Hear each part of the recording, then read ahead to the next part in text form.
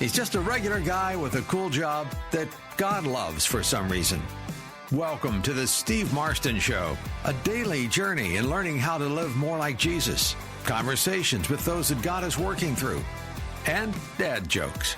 It's the most unique show you'll hear today. Now, here's Steve. All right, welcome in. Thank you for joining us as we have made it finally to Friday. Was not big tuck there for a little bit, but we are finally here. You can be a part of the program by calling us 888-901-5454, 888-901-5454. We would love to be able to connect with you. You can ask any kind of question you like, any kind of comments. We will look forward for you joining us that way. Of course, there's the live video stream that's up on every kind of platform you can imagine, and we are rolling with that as well. You can leave us a comment there. Producer Tommy is all over that, and we are set up and ready to go here. I got a little feedback that's on my end. Hang on. Let me get rid of it here, and there it goes away. No more feedback. So we are ready to get started. Adam Holtz is going to be here in a little while from PluggedIn.com. We'll be talking about some of the movies and streaming shows that are out this weekend and getting ready for that big summer movie spectacular. All the blockbusters are going to be lined up this summer, so we'll get the skinny on that as well. But we get started today with something that happened in my personal life that I want to bring to you. And I really hope you understand my heart on this. I don't bring this up to think, oh, hey, what a great guy Steve is. Let's pat him on the back. I do this because if something happens with me, whether it's good, whether it's bad, I feel like it's going to be relatable because, like the Open says, I am just a regular guy that has this weird, cool job. To be able to speak to you every afternoon is just an honor. And part of that is being able to just let us know that we can all make it, and there are certain little things and signs that we can point to encourage one another and to say, hey, let's be on the lookout for this. And here's what I'm talking about. About this time yesterday, a friend of mine, she is a housewife, just a normal person. She's got 5 kids, and she does social media stuff. She just enjoys being able to make videos that make people smile.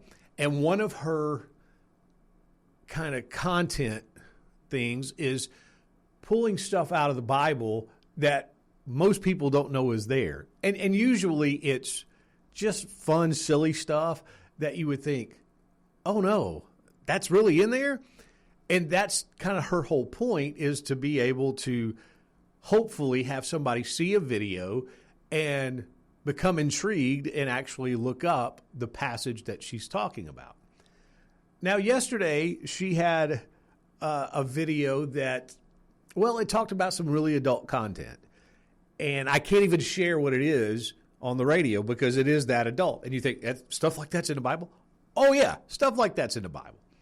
It was a passage in Ezekiel where God describes what he thinks of people, and in this case, nations, that forsake him and that don't continue to follow him as like in a marriage covenant. He looks at it as adultery, spiritual adultery. And he's very graphic in the terms that he uses. And so she, in a fun, creative way, read that passage and was kind of blushing through it. And that was the whole point, was to get some laughter, but to also point out, hey, this is what the Bible actually for real says. And she got some flack for it. Some people just tore into her about how that's not appropriate and how that she doesn't know what she's talking about and what she's doing. And I could tell that really hurt her feelings because that was the 100% opposite of what she was going for. She wasn't trying to offend anybody. She wasn't trying to make fun of the Bible or make the Bible say something that it didn't. all she was doing was quoting Scripture and trying to do it in a lighthearted way, which is what I'm all about. That's what this program's all about. And so as I saw it, I thought to myself, well, she's going to learn that if you're going to put yourself out there, if you're going to have videos online, you got to expect some feedback. And most of it's going to be positive. Most of it is going to be people who said, wow, I never knew that was in there. And boy, you're so funny. And all of those compliments, you'll get 10 of those, but one person will be upset and one person will call you out on it. And you have to realize that that's going to happen. And that thought entered my mind and then kind of just left my mind. And I was starting to go about doing the rest of my work for the day. And then I realized, you know what? Maybe I need to get in contact with my friend and just give her a note of encouragement because, yes, she hadn't done anything wrong. In fact, she had been 100% vulnerable doing something, presenting the Scripture in a way that most people don't. But again, it was the Scripture. So I listened to that voice. I listened to that conviction, which I'm going to say was the Holy Spirit. Because again, I had other things to do. That wasn't on my agenda. But I thought, okay, I'm going to take time and I'm going to send her a quick little message over Facebook, just between her and I. And I complimented her on it. And I said, you got to remember, if you're going to do this, you got to have thick skin.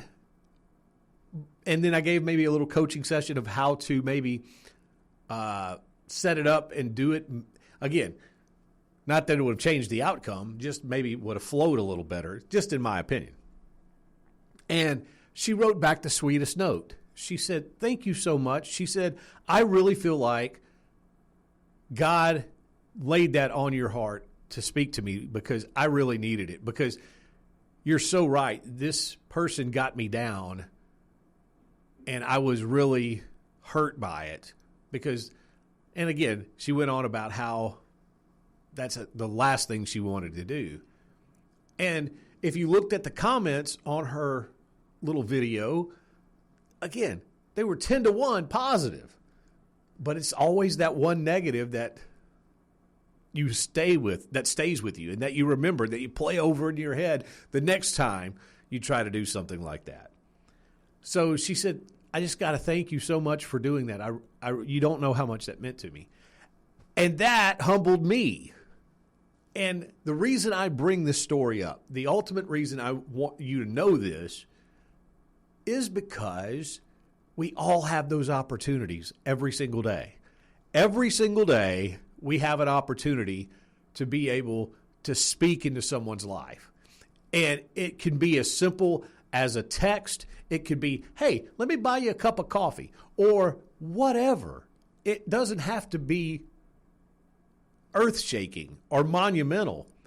But you never know how those just kind of little acts of kindness, those just little taking a couple of minutes out of your day to speak to someone, to encourage someone, how it's going to change their trajectory of their day, maybe even their life.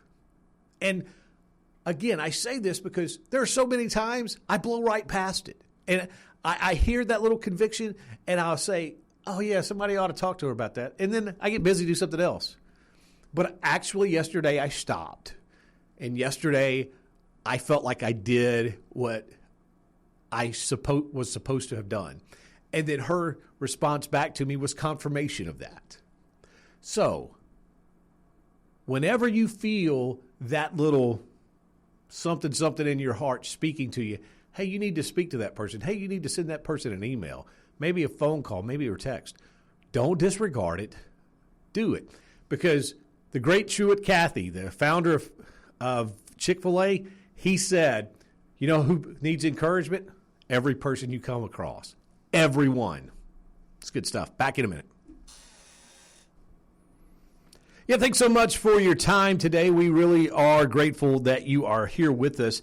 And one of the things we're really excited about this month is our ministry of the month that we are teamed up with our friends at A New Beginning with Pastor Greg Laurie. You listen to New Beginning every day on AM 630, The Word in San Antonio at 12 o'clock, and then at 10 a.m. every day on Faith Talk 99.5 in Little Rock. And we're giving away copies, multiple copies in each market of this book. Oh, look, it's producer Tommy get a tight shot. I love that.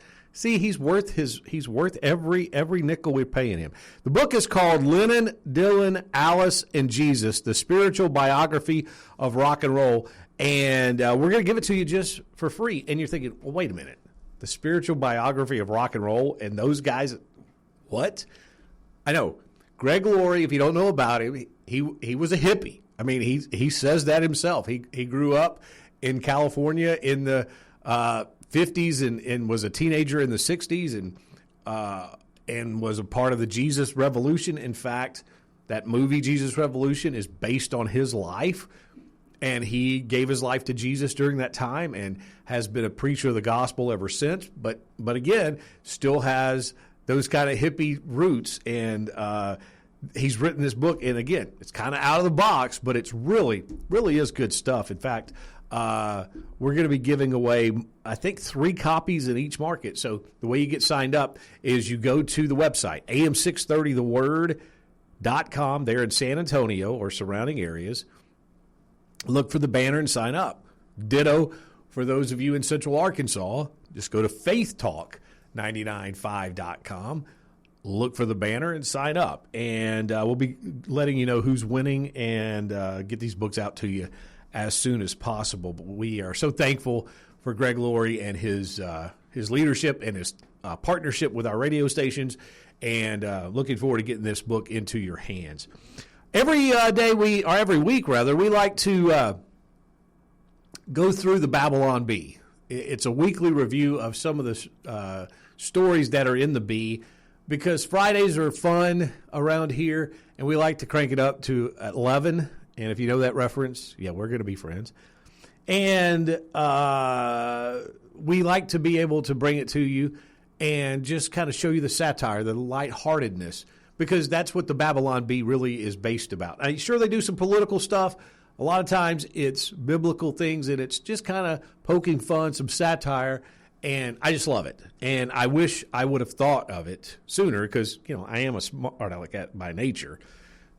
And I missed out on that, so the next best thing is to be able to go through it in review. So here we go, producer Tommy, some appropriate music for us here.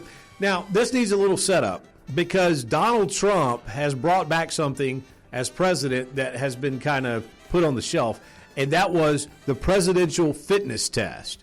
If you're as old as I am, you remember Arnold Schwarzenegger was like the President Bush, I think, physical fitness, like ambassador, a czar, and he came up with a fitness test. Well, earlier this week, Donald Trump said he's reinstalling the presidential fitness test. To prepare the nation's youth, the White House has released the following list of updated physical challenges. Are you ready for these? All right, here we go. Number 1, bullet dodging. It's an essential skill for the modern era, especially if you aspire to run for office as a Republican. Ouch, babe. Number 2, the alternating YMCA double fist pump. Kids learn this exercise and the greatest dance ever invented all at the same time. Well, that's helpful. That's good. Number 3 on the list from the Babylon Bee of added things to the president's physical fitness challenge is the Strait of Hormuz swim. Extra credit for anyone who finds a mine. Number 4, Big Mac curls. 1 7.6 ounce Big Mac in each hand. Consuming them during the workout is a great source of protein. Well, of course it is. Big Macs. Never understood the Big Mac, why you need the third bun. I know that separates it from everything else, and I guess that was a marketing plea, or a ploy, but I'm not sure exactly the whole reason for that. I could have done completely without it, but again, it wouldn't be a Big Mac without that bun, so maybe they know more than I do. All right, let's continue here on the list from the Babylon Bee of the 10 things that were added to the president's recent physical fitness test for our nation's youths. The number 5 is weighted thumb sketches. Having strong thumbs is vital, both for thumbs up and photo ops, and being quick to make slick burns with late-night social media posts later in life. There you go. It's all about the social media posts for sure. All right, let's continue on. Number 6 here on the president's physical fitness test that was just added, according to the Babylon Bee. Catch the immigrant. The ICE-inspired exercise will see kids attempt to chase down and subdue delinquent MS-13 gang members. What in the world could go wrong with that? Nothing. Number 7 is wrestling RFK Jr. Each child will be required to survive 3 minutes in the ring with the Health and Human Services Secretary. Well, he's buff. The other day, he was in the airport or someplace, just jumped up on and started doing chin-ups like a madman. And he's 90 years old or whatever. He doesn't look it, but he's amazing.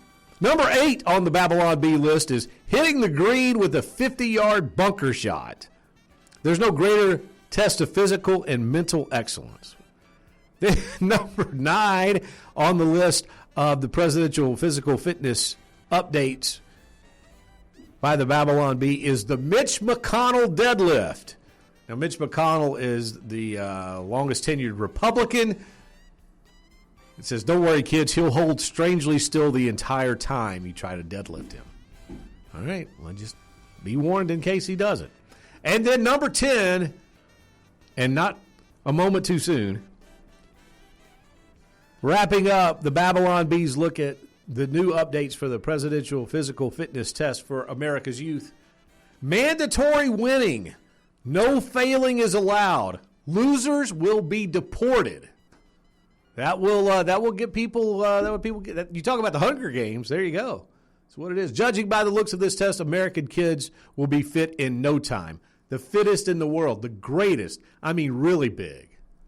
All right, that's the Babylon Bee update for this week. We'll have more for you coming up. It's the Steve Marston Show on a Friday. Don't move. All right, welcome back. It is the Steve Marston Show. We are live today. Thank you for watching. Thank you for listening and viewing as well. We are on several great platforms as far as streaming goes, and, of course, 2 amazing radio stations in San Antonio and in Little Rock, and we would love for you to call us. 888-901-5454, 888-901-5454 is the number to call as we move along through the program here. We're expected to be joined by our buddy Adam Holtz here momentarily. He is joining us now. All right, awesome. Adam, hey, welcome back to the program, my man. Hello. Hey, how's everything? It's good. How are you doing? I'm trying to figure out why my camera's not on. Yeah, it's okay. We're still on audio. Everything is good. So we'll just talk while I pretend that it's COVID and I can't turn my camera on. Sure. Hey, usually it was the other problem. Your camera would be on, but you would be muted. Yeah, exactly. And how many times did you have to go through that? Hey, Joni, your mic is muted. Because they're in the middle of a big rant. You could tell their arms are moving and their mouths are moving, but no voice. Exactly. So several times. For the life of me, I don't know why my camera's not on. Well, it's all right. It's all right. No worries. We can continue. You can just imagine a normal, not ugly, not beautiful, middle-aged white guy, and there I am. The kind that you would not notice on the street ever. There you go. Because, I tell my children, it's good to be in the middle because you don't want to be mocked and you don't want to be worshipped. You just want to be affably forgettable. And that's how I would describe myself, There you go. You just want to kind of blend in most of the time. I'm with you. I just want to blend in. That's exactly right. I'm annoyed that the camera's not working, though. What in the world? Oh, it's not a problem. So let's get to talking about movies because you are the director, or at least the spokesperson now. You've kind of moved roles. Yep. in the PluggedIn.com universe up there, and it's a ministry of Focus on the Family, and you guys do an amazing job of breaking down streaming shows, movies, books, video games, everything that would be entertainment. You guys kind of give a really thorough going through with a fine-tooth comb, and it's amazing. So let's start with some new movies that are coming out this weekend. And one of them I've heard a lot about. I haven't really heard whether it's good or not, but I've heard about The Sheep Detectives. Let's talk about that one. Yeah. This is a mostly fun movie, and I'll put an asterisk beside mostly, and I will come back to that. So this is a movie about a farmer. And the farmer's name is George. And George is played by Hugh Jackman. Hugh's had kind of a rough go. And at times he can be a little bit salty and a little bit critical of the church. And now I can't hear you either. Are you talking? Go ahead. Oh, sorry. Your mouth was moving, but I didn't hear anything. I thought I was in a Japanese movie there for just a moment.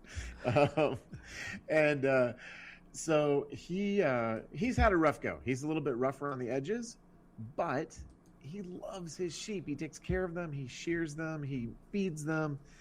And at night, he even reads murder mysteries to them. Oh, and wow. They sit around and look at him and go, like sheep are wont to do.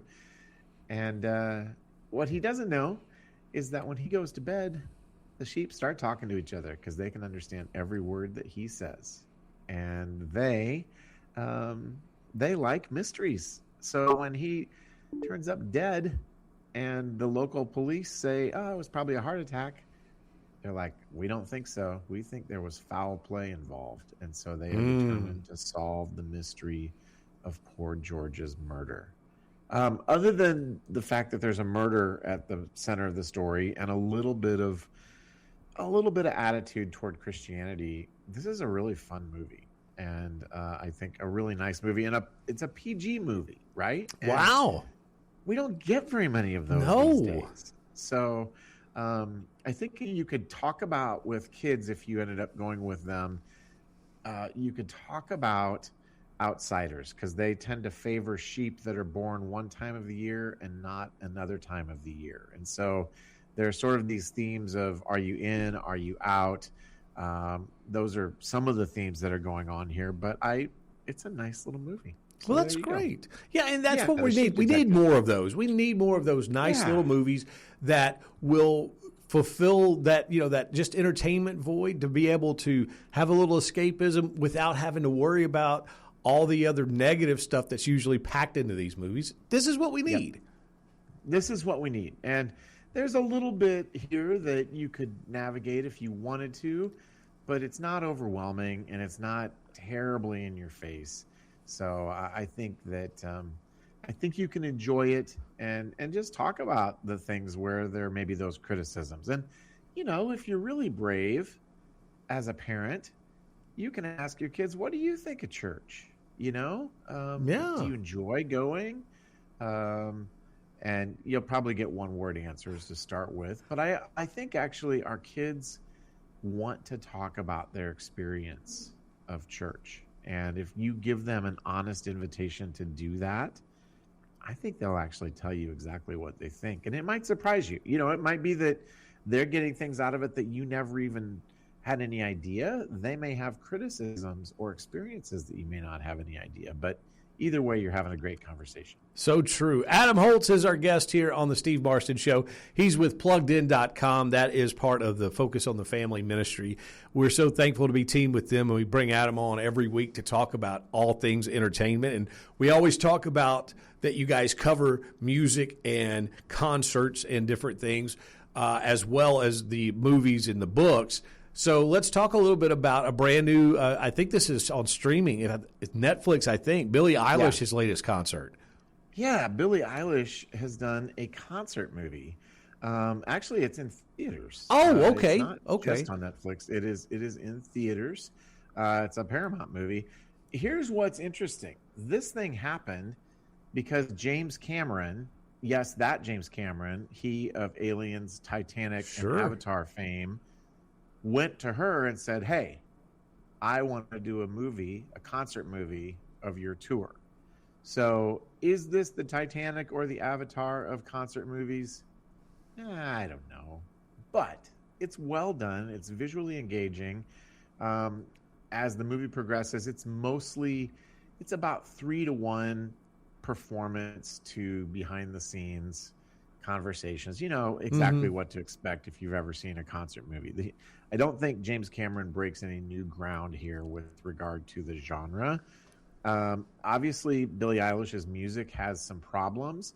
I think some of the more interesting stuff is she's pretty candid about her struggle with being sexualized as a pop singer, and sort of how she's vacillated back and forth between a sexy image and, wearing baggy clothes because she didn't want the sexy image to define her. And I think it's interesting. There's something worth talking about here. And see, I wish someone would break that genre mold, because we all know about the performances. I would love to see the more behind the scenes stuff, because the road is a grind for anyone, no matter how famous you are. Totally. And to be able to have an artist be willing to do that and be willing to be seen, maybe not in their best moments, but to bring kind of that real slice of life, I think would be a blockbuster.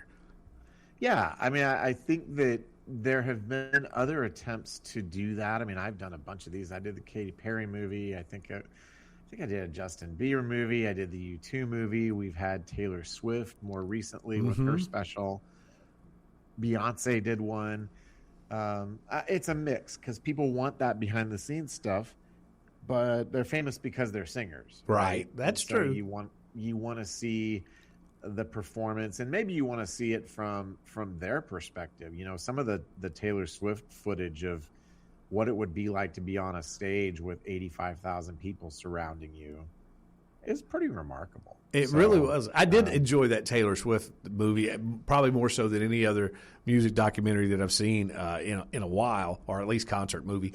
Let's talk about this too, because this was May 4th was earlier this week, so it's May the 4th be with you. I thought you guys did an amazing thing, and that is you went back and you put the PluggedIn.com Star Wars movies to the test and broke them all down, the original trilogy. And it's fabulous to go back and read all about these movies, even though people, especially our age, know everything about them. It's cool to go back and see what you guys had to see and giving it the PluggedIn.com treatment.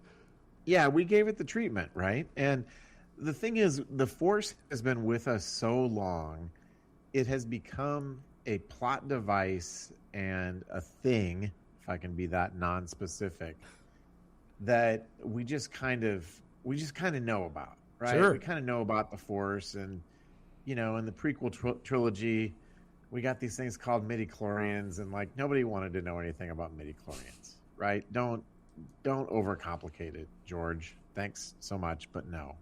Just say no to midichlorians.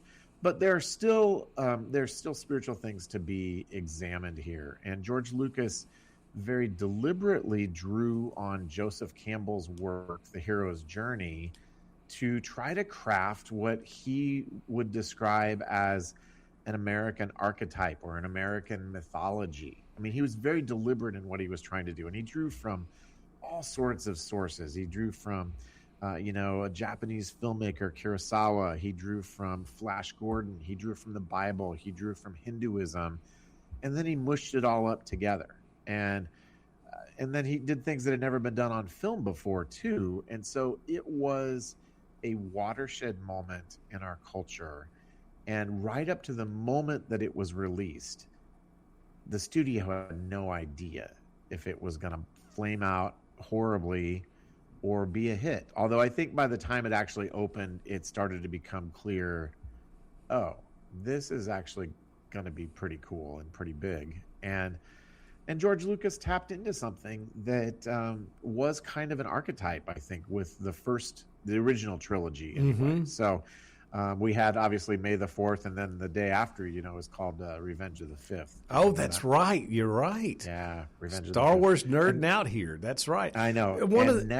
next year will be the 50th anniversary. It'll be interesting to see what they do for the 50th. It really will. Makes me feel crazy old. Well, because, see, for me, I'm a little bit young for the first one, but I had all the same feels, the same thing everybody experienced when I was 6 years old, 7 years old, when I went into the theater and saw Empire Strikes Back. Yep. All of that came running forth, and I was stunned and mesmerized and intrigued and all of that stuff. And it was just something you'd never seen before. I will never forget the opening scene in Star Wars where, Darth Vader's Star Destroyers chasing Princess Leia's ship, the Tantive 4, a rebel blockade runner made on the planet Corellia, if you need to know, because I do know. That was the watershed moment for my, young movie going life. But to me, to this day, it's there's before Star Wars and after Star Wars. Nothing was ever quite the same again afterward.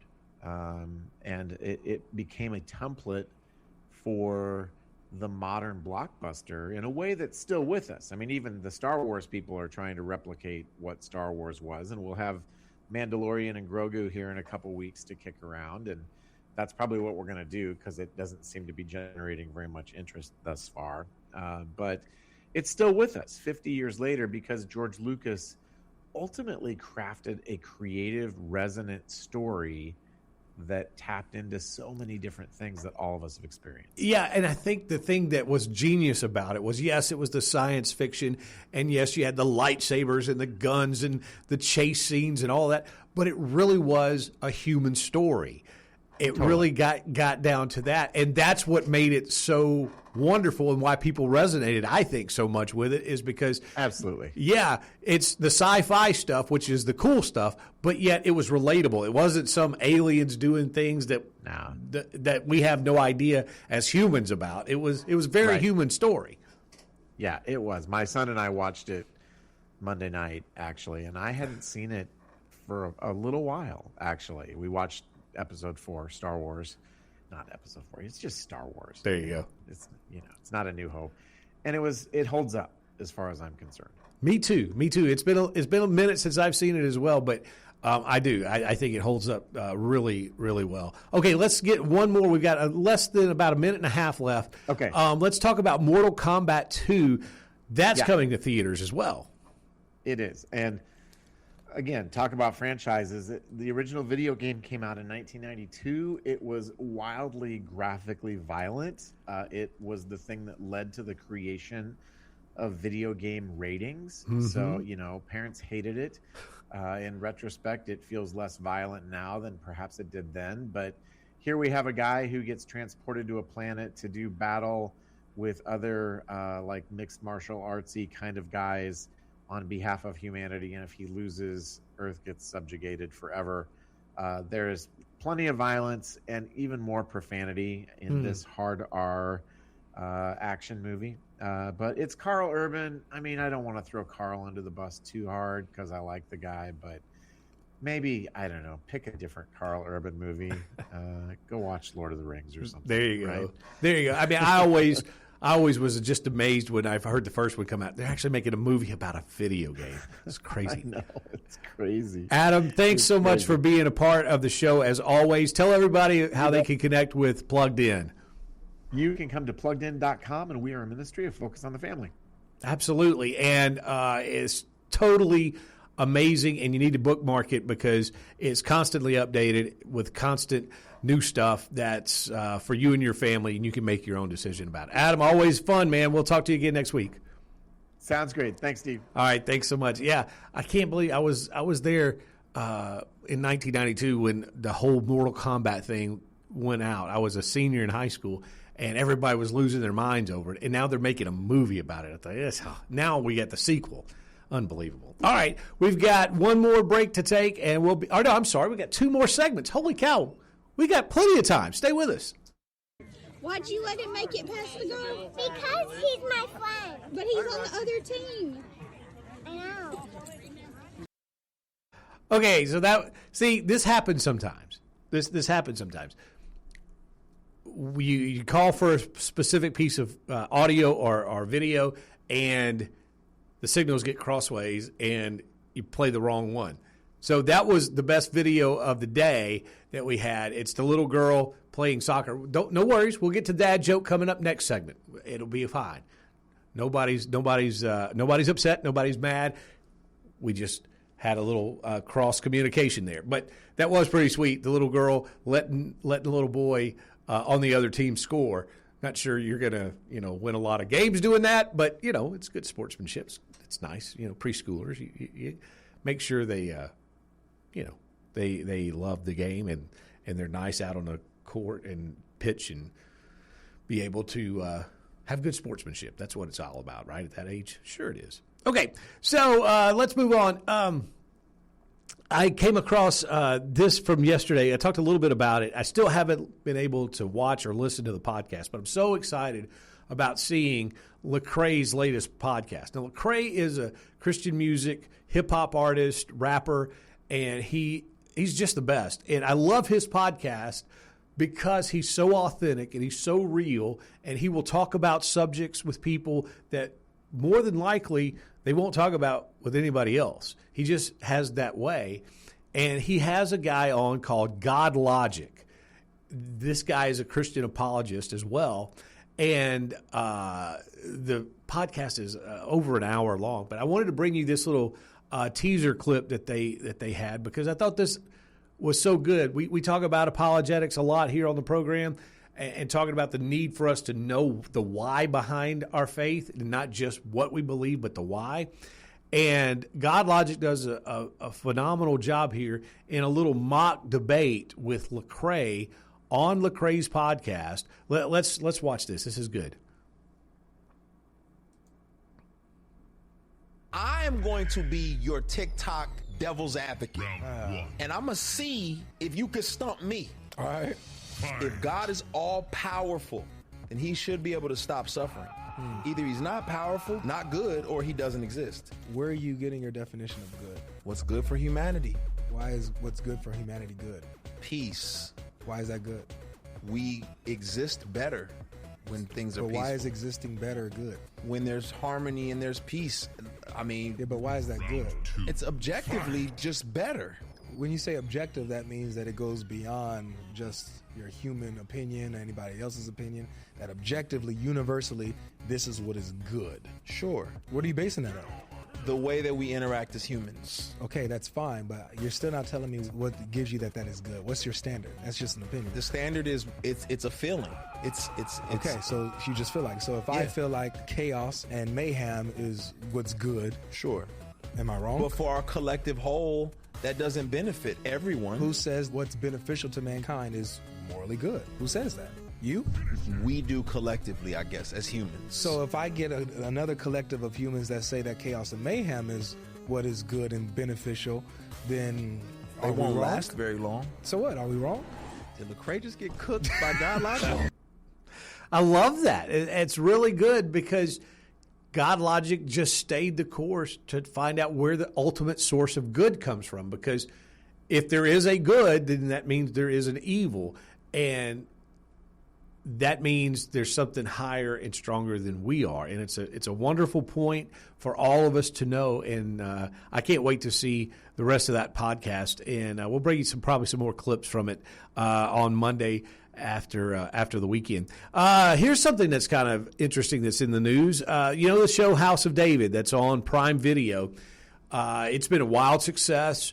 They kind of go through the life story of David, and I think they've wrapped up season 2 already. I don't think season 2's been released yet, but they're expanding on it. Well, something that kind of tides you over is going to be a 3-part companion special. It's called The Old Story Moses. So it's going to tell Moses' story over a 3-episode arc. And what's cool about it is it stars Ben Kingsley. Ben Kingsley, if you'll remember way back in the day, he played like Gandhi, and now he's playing Moses. So that's kind of cool. We'll see how that one takes place. It's also going to be on Prime Video, but it's a Wonder Project subscription. Some of these movie things have subscriptions you got to join and whatever. So it's not just on Prime Video. You have to become a member of this Wonder Project subscription in order to see the Ben Kingsley series about Moses. This is crazy. This just makes me laugh. This happened in Florida. A pastor who wrote a book on marriage, okay, how to have a better, stronger, healthier marriage. That pastor has recently been arrested for illegally marrying a second wife. He was busted for polygamy. It's not legal, kids. You just can't have more than one wife, which, by the way, I don't know why you would want more than one wife. And I don't mean that derogatory. That's not, I just don't know how you would be able to make it work. God knew what he was doing when he said, just do 1 and 1. Don't worry about multiples. 1 and 1 will be plenty. What else is going on here? There was another pastor, and this was actually more serious of a story. In Ireland, he was fined for preaching too close to an abortion clinic. Now, the crazy part of the story is this guy was preaching several hundred feet away from an abortion clinic and was just evangelizing. He didn't mention the word abortion one time, and yet the police were called on him. And more than that, he was arrested, and he was charged with like $600 or $700 fine for doing that, for just speaking and not even speaking out against abortion. It's just crazy. You would I know it's Ireland. I know maybe they don't have the greatest religious freedom in the world, but man, that's terrible. Hated to hear that one. And then, and this is, I don't even know if I want to even bring this one up, but Paula White, I don't care for her too much. She's the president's, faith guru or whatever in the White House. And she said it has just been an absolute hellhounding and a faith fight doing her job at the White House. She just encounters so much resistance with the president. And I'm sure that's true. I know that's true, but it's just hard to hear coming from her because I don't know.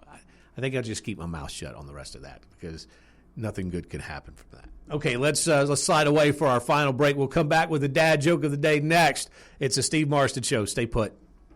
How many optometrists does it take to change a light bulb? 1 or 2? 1 or 2?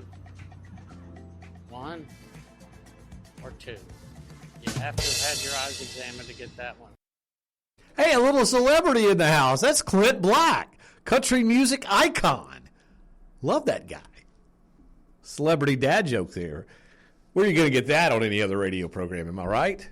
Yeah. Welcome back. It's the Steve Marston Show. You can call us at 888-901-5454 is the number. 888-901-5454. We'd love to chat with you. And speaking of chatting, we are streaming live on the old video streams, 5 or 6 or 8 of them. You can drop us a comment. We've had a lot of people checking in today. And, we talk about the questions you can ask are, there's no limit. You can talk about the serious, spiritual, biblical stuff or the crazy, off-the-wall, whatever.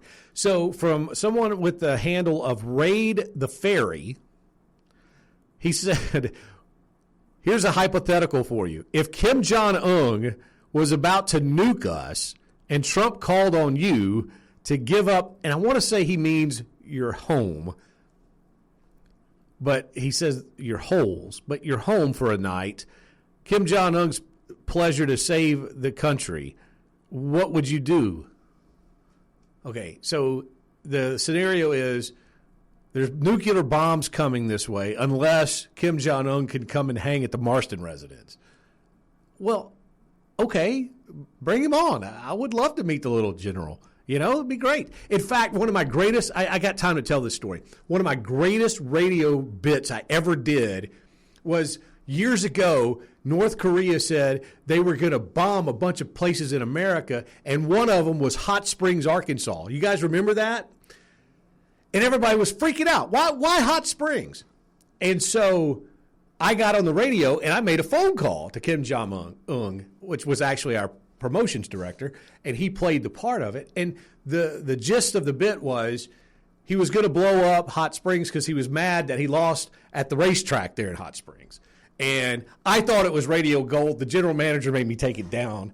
after airing it. So there's my little Kim Jong-un story. Okay. Before we wrap up here, I want to tell you about Monday. We're going to have one of my favorites. He's a pastor and he's an author. His name is Scott Stewart. He's going to join us. He's written a brand new book that I am in the middle of reading right now. It's called 37, Discovering the Mystery of the Gospel and the Miracles of Jesus. It's a fascinating book, and it's not kind of your entry-level book. It's your kind of real kind of deep dive. I'm really, really excited about that. That's coming up on the Steve Marston Show on Monday, so I hope you'll make your plans to be with us. That's going to be a fun and interesting conversation with him. Okay, we are finished for the week. Thank you for joining us. Thank you for listening to the podcast. Thank you to Adam Holtz for being a part of the festivities. Producer Tommy, another excellent job out of you as well. Have a tremendous weekend. Hug, kiss your mom, text her, tell her you love her. And we'll get back together at 3 o'clock on Monday. Till then, adios.